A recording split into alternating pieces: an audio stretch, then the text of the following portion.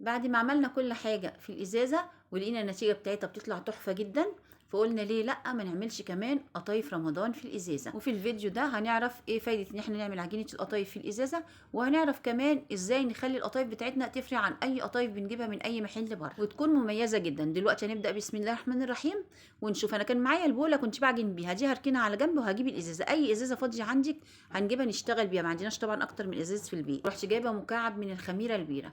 انا بحب اشتغل بالخميره البيره زي ما قلت لكم قبل كده، لانها نتيجتها بتبقى جميله جدا وفي نفس الوقت موفره جدا عن الخميره الفوري. المهم جبت مكعب من الخميره وحطيت معايا معلقه صغيره من السكر، وحطيت معايا ربع كوبايه من الميه الدافيه. لازم تكون الميه دافيه عشان تنشط الخميره. انا كل اللي معايا من الميه كوبايه الا ربع من الميه الدافيه. بعد كده هنزل بكوبايه من الدقيق، ومعايا ربع معلقه من البيكنج باودر، والبيكنج باودر ده هيساعد مع الخميره وهيديني عجينه هشه ولذيذه. ومعايا بقى الحاجات اللي هتطعم معايا العجينه بتاعتي، معايا معلقه كبيره من السكر، ومعايا معلقه من لبن البودر، ورشه الملح طبعا بتاعتنا. والحاجات دي هتطعم العجينه جدا وتخلي العجينه بتاعتك تتاكل وهي نيه. انا دلوقتي الخميره بتاعتي ضمناها وعارفه الخميره بتاعتي ان هي شغاله وزي الفل. انتي لو الخميره بتاعتك مش متاكده منها، اعملي الخميره واركنيها. اول ما تتفاعل كده انزلي عليها بالدقيق، وبعدين اعجنيها واركنيها لحد ما تخمر.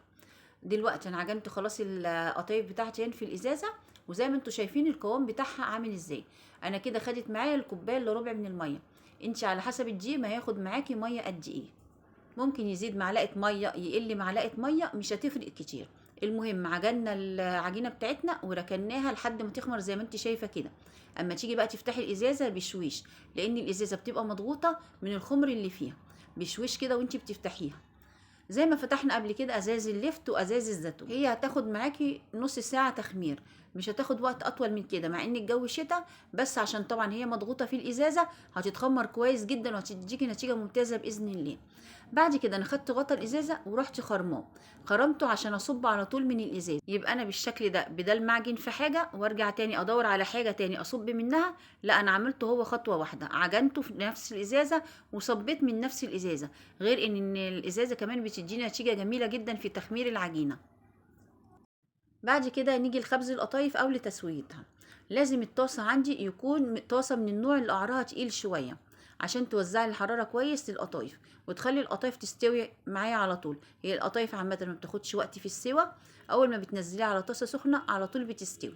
وانا للاسف ما عنديش الا هي الطاسه دي اللي ينفع اسوي فيها القطايف، بس هي قعرها مقعر شويه، عشان كده مش مدياني تدويره مظبوطه للقطايف. زي ما بتشوفوا اول ما بصبها بتبقى مدوره، بس الزاويه بتاعت الطاسه هي اللي بتفرق معايا وبتديني حتت زياده من القطايف، بس زي ما انتوا شايفين كده، بس هي جميله برضو. انت بقى لو عندك اي طاسه مفروده هتبقى جميله جدا، ويا سلام بقى لو عندك الطاسه بتاعت الكريب هتبقى تحفه فيها ان شاء الله. بصوا بقى، انا سخنت الطاسه جدا ورحت موطيه عليها، يعني نار هاديه جدا. انا كده بشتغل بس على سخونيه الطاسه. واول ما بصب العجينه زي ما انتم شايفين كده بلاقي العجينه بتخرم معايا، وده بيبقى دليل على نجاح العجينه وتخميرها الكويس جدا. بلاقي العجين ده اختفى دلوقتي وبدات في مرحله السوا، وده كله ما بياخدش ثانيتين 3 بالظبط. وارضيه القطايف بتحمر، بروح شايلها على طول من الطاسه. وخطوه مهمه جدا، اول ما اخرجها من الطاسه لازم اغطيها، لازم تغطي القطايف اول ما تخرجيها من الطاسه على طول، عشان تبقى طريه معاكي وما تنشفش، لانها طبعا عجينتها رقيقه جدا ممكن تنشف بكل سهوله. وما تحطهاش على بعض وهي لسه سخنه عشان ما تلزقش. المهم نروحي مفردها على صينيه كده وروحي مغطيها زي ما هنشوف مع بعضينا دلوقتي. وزي ما انتم شايفين كده اول ما بتنزل معايا بتنزل مدوره، بس الطاسه بتاعتي بقى الله يسامحها هي اللي بتعمل فيها كده.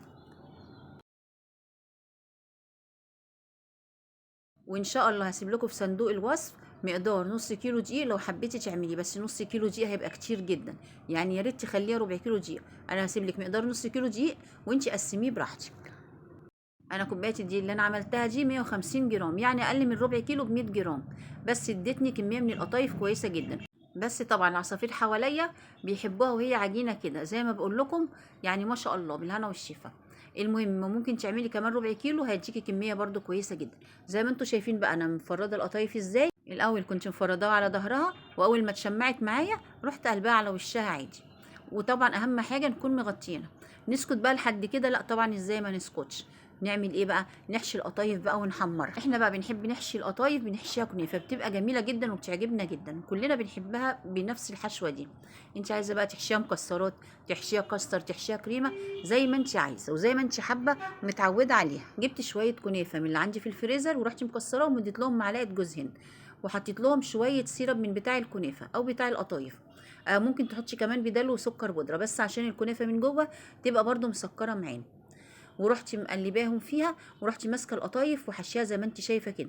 بس اهم حاجه تدوسي على القطايف كويس عشان ما تفتحش معاكي في الزيت. هنحشي القطايف بقى معانا كلها بالشكل ده كده زي ما انت شايفه، وبعد كده ناخدها بقى عشان نحمرها. هنحمرها بقى على زيت يكون متوسط الحراره، ما ننزلهاش في زيت سخن، عشان لو نزلتيها في زيت سخن هيحرق لك العجينه من بره ويخليها ناشفه ومعضمه معاكي جدا. ناخدها بقى دلوقتي على زيت درجه حراره متوسطه عشان نحمرها. وزي ما انتم شايفين كده زيت متوسط الحراره عشان يديني نتيجه كويسه ان شاء الله في القطايف، ويديني قطايف مقرمشه من بره ودايبه دوب من جوه ان شاء الله باذن الله. وزي ما انتم شايفين القطايف بتاعتنا بعد ما اتحمرت طالعه شكلها عامل ازاي، طالعه تحفه. وطبعا دون بدل ما اروح اجيبها ب 30 ولا 40 جنيه، والله اعلم السنه دي هتبقى بكام، ده ممكن توصل الكيلو ب 70 وب 80 جنيه كمان.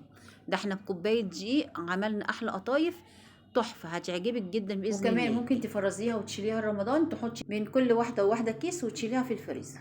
مع ان انا القطايف بالذات بصراحه ما بحبش اشيلها في الفريزر، وما كلفتناش حاجه، ده كله من البيت، يعني عملنا حاجه حلوه سهله ولذيذه وسريعه ومن قلب البيت، ما جبناش اي حاجه من بره. لازم نتغلب على الاسعار يا ولاد الايام دي، والحاجه اللي نقدر نعملها في البيت نعملها، ما نستناش نشتري حاجه من بره لان الاسعار غاليه نار. وزي ما قلت لكم قبل كده احنا مش هنحرم نفسنا، احنا الحاجه اللي نقدر نعملها في البيت نعملها وما نشتريهاش جاهزه ابدا. بعد كده بقى خدت القطايف بتاعتي وهي لسه سخنه وسقيتها شربات بارد. الشربات دون عباره عن كوبايه ونص من السكر وكوبايتين من الميه.